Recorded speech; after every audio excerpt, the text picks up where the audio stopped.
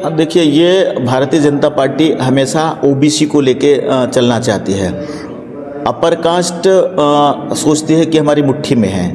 अब चाहे यहाँ के सीएम जो आदित्यनाथ योगी जी है उनके कारण समझते हो, जो भी है। इसलिए आपने देखा होगा कि बड़ोदरा की सीट से लड़ते थे पहले मोदी जी। एक पहली बार तो लड़े थे 2014 में, वहाँ से भी और बनारस से भी।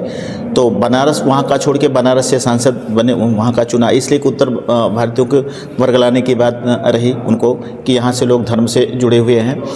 तो वो चाहते हैं, उत्तर भारतीय बड़े सीधे साधे होते हैं। तो उत्तर भारतीय उत्तर प्रदेश में जो राजनीति खेल रहे हैं, जैसे यूजीसी को लेके भी उन्होंने खेल खेला है कि भाई आपको इसके पहले भी मैंने प्रेस कॉन्फ्रेंस में कह चुका हूँ कि ये अपर कास्ट के खिलाफ है। तो भारतीय जनता पार्टी हमेशा से अपर कास्ट के खिलाफ रही है।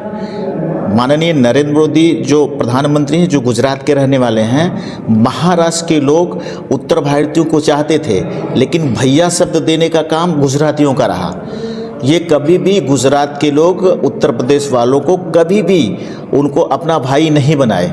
भाईचारा की बात उनके अंदर है ही नहीं है, लेकिन वहाँ उत्तर प्रदेश में आके बनारस की सीट को लेके भाईचारा की बात करते हैं। मेरा चैलेंज है कि गुजरात में जाके कोई भी उत्तर प्रदेश का आदमी वहाँ सांसद विधायक बन के बताए। लेकिन वो वहाँ से आते हैं लोग, यहाँ के इतने सीधे साधे कि उनको सांसद बना देते हैं, लेकिन यहाँ का कोई भी आदमी वहाँ जाके नहीं बन सकता। आज का इतिहास रहा, जो भी प्रधानमंत्री रहा नरेंद्र मोदी जी के पहले, वो उत्तर प्रदेश का रहा। वो कोई भी प्रधानमंत्री रहा हो, उसका कहीं न कहीं कार्यक्षेत्र उत्तर प्रदेश रहा है। तो उसकी कॉपी करना, जिसको बोलते हैं नकल मारना, और वो उन्होंने भारतीय जनता पार्टी ने किया है।